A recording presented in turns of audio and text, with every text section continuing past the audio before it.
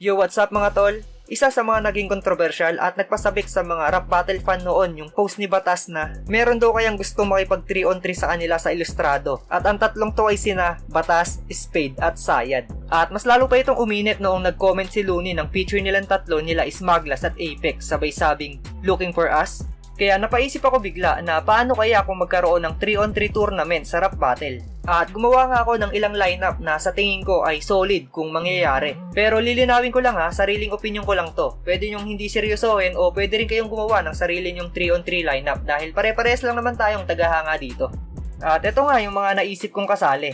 Siguro ibahin ko ng konti yung tungkol sa post nila para sa mas interesting na pagkakampi-kampi. Tingin ko mas okay kung imbis na Smaglas, Looney, Apex ay magiging Looney, Abra, Apex. Para mas maganda dahil sila yung laging magkakasama talaga, diba? Ito yung magiging dream team sa tournament kung sakali man. Grabe yung elements na masya-showcase nila dito, tsaka hindi na bago sa kanila yung isa't isa. Dahil sumalang na sa 2x2 sina Abra at Looney at ganun din sina Apex at Abra.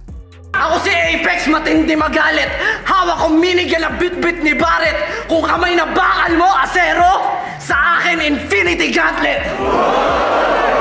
Lutang ka ba? Papatol ka sa bata, gurang ka na, buwang ka ba? Nagpipiling matalino kahit mukhang tanga? O nga pala, yung abra na pula mata. Pagka optic blast, nag-assault kira, sabay omni slash para burado ka. Di tayo magkatipo, baka nahihilo ka bro. Tandaan mo hanggang bars ka lang, iho. Pang-Coliseum na to! Finish him! Alam niyo kung ano katugba ng pang-Coliseum na to? Huwag niyo nang i-judge kasi na 3-0 ka bro! Time! Sunod, eto tingin ko maganda rin kung magiging uprising represent na lang sila Batas at magiging Batas, Sayad at Apok. Grabe rin to kung sakali, ito yung magiging malaking banta sa tournament na to. Sigurado yung team na to yung mangmamama sa torneo, yung tipong kahit sino makatapat nila ay hindi sila pwedeng batain. Tsaka unpredictable din yung mga pwede nilang gawin pag pinagsama-sama sila. Tumusok ba sa'yo yung tema may nginig at may ginaw? Walang kuryente yung barena, ang umiikot ay ikaw! Kung kayo hip-hop for life, we ready to die like B.I.G. Kung kayo produkto ni Andrew E., kami yung sa Pamilya D. Kaya sige! Legend Punisher na para bang Frank Castle, I'll just take your breath away, stage 4 lung cancer. Iwan ka sa bara, I'm too advanced na rapper, maghahabol ka sa ring parang Sonic at Knuckles. Bar after bar ang aabutin sa battle until you see Luke Cage parang hero sa Marvel.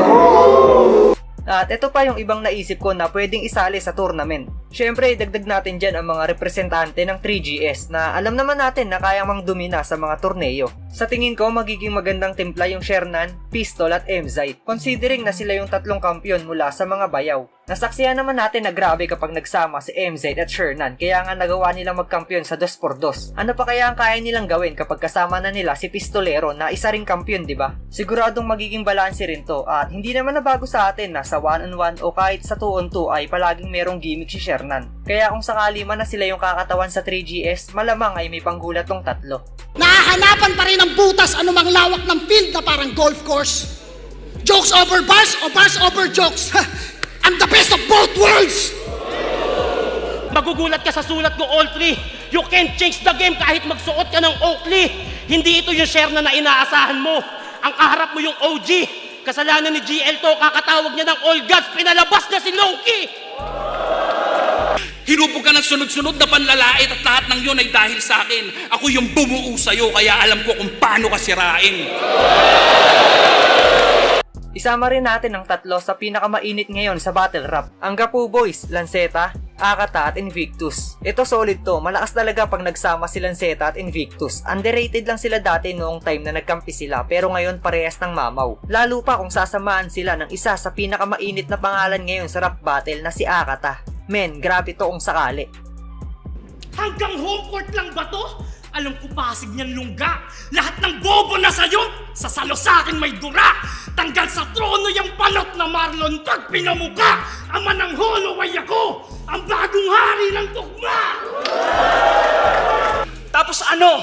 Gapo-bano pa rin, may bago bang pasanin? Mga banong, binabanong, mga bano pa sa amin. Kung sa Muslim, ito ay haram. Allahu Akbar, hindi ito prank. Paktay ka badang. Intro pala.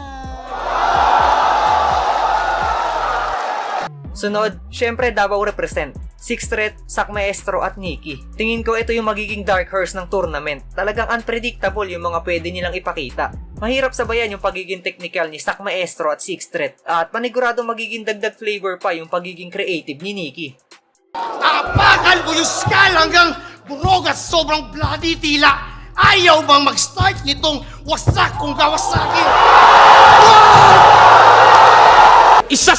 Isa sa pakawala ni Pooch sa parte ng pagiging dunggalo. Pagbabalik ng tirador tulad ng ipinangako, share ng execution at maiging ginawa ko, maling marume ang DDS, ikay malinis. Demon Slasher! Infinite Slash Equinox! Ya!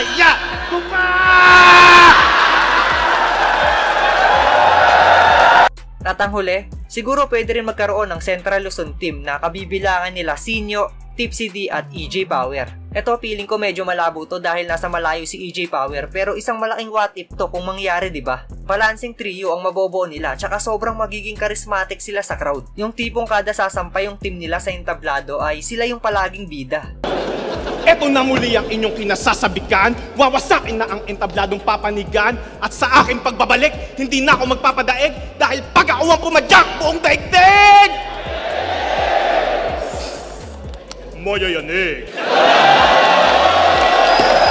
Magtawag ka na ng pangalan parang kabaliwan ni Sisa. Hahatiin kita sa marami parang ginawa ni Trunks kay Frieza. Hindi.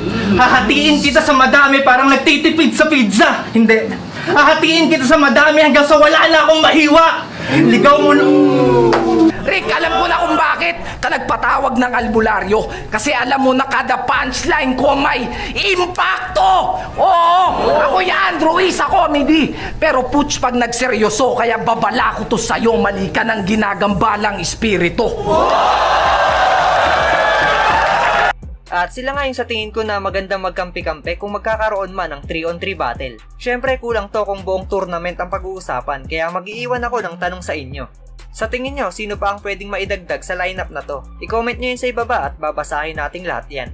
At ulitin ko sariling opinion ko lamang to. Hindi natin alam kung kailan magkakaroon ng ganitong matchup o ganitong klaseng tournament. At yun, kung nagustuhan mo ang video natin ngayon, click mo na yung like button bilang suporta at mag-subscribe at follow sa ating Facebook page at YouTube channel. Kung umabot ka sa part ng video na to, baka ito na ang sign para matry mo ang Ferald Perfume. Sa abot kayang halaga ay masosot mo na ang confident na hinahanap mo. Napakaraming scent na pagpipilian tulad ng Horus, Professor, Opulent, Supremacy at ilan lang yan sa mga pagpipilian. Para sa akin, pinaka-natripan ko ay si Horus na almost kaamoy na ng Eros. Kaya ano pang hinihintay mo? Be elegant and professional with Ferald Perfume.